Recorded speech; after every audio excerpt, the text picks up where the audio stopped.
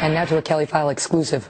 A well-known Washington whistleblower has a scathing new report about the backgrounds of a bunch of new attorneys just hired to manage immigration litigation for the Obama administration. J. Christian Adams is a former DOJ attorney and a PJ Media contributor for Chalmers Media. Chris, good to see you again. And so basically they've just hired a whole bunch of new immigration enforcement attorneys at the Department of Homeland Security. Why are you concerned? Well, because they turn to radical open borders organizations. They turn to groups funded by the Tides Foundation, Mexican American Legal Defense Fund, Latino Justice. All of these demonstrated organizations with hostility toward immigration law are now the source of dozens of new lawyers inside the Department of Homeland Security.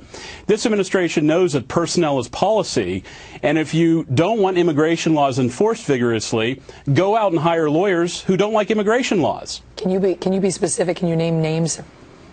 And we do. The article names literally dozens of lawyers with their photographs that we obtained the biographical information for. Let's just talk about two. The first one is Jennifer Lee. Jennifer Lee came from an organization that was militantly open borders. And when she was there, they actually published a pamphlet to give to illegals that was entitled, "What to Do in the Event of a Raid." And it gave advice to people who were here illegally how to behave if DHS comes a-calling.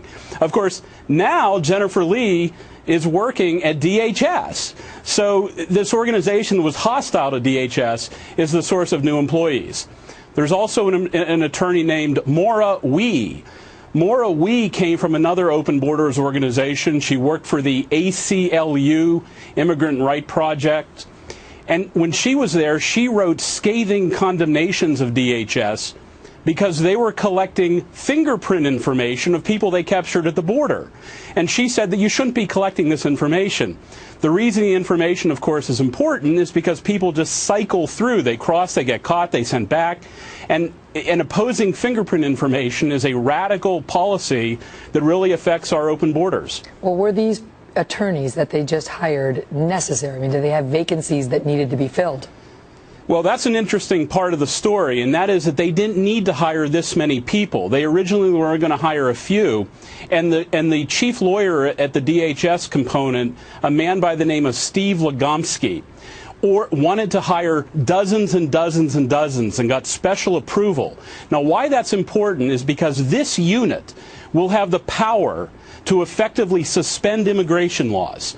That if Congress doesn't pass amnesty or comprehensive reform, these new lawyers will have the power to just let everybody in the United States that asks, in whether it's asylum or other types of people who overstayed their visa, they can just short-circuit any deportations. Wow, so it's a sort of a potential way of achieving a form of sort of soft amnesty without the actual deal.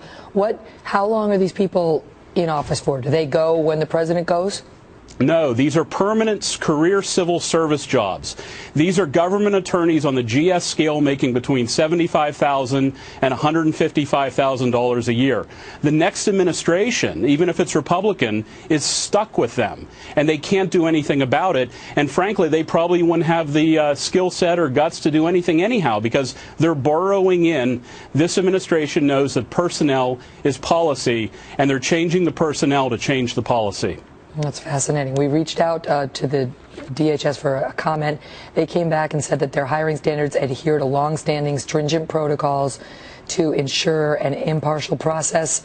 And they went on to say that neither political views nor other inappropriate factors are considered in this process. J. Christian Adams, good to see you, sir. You too.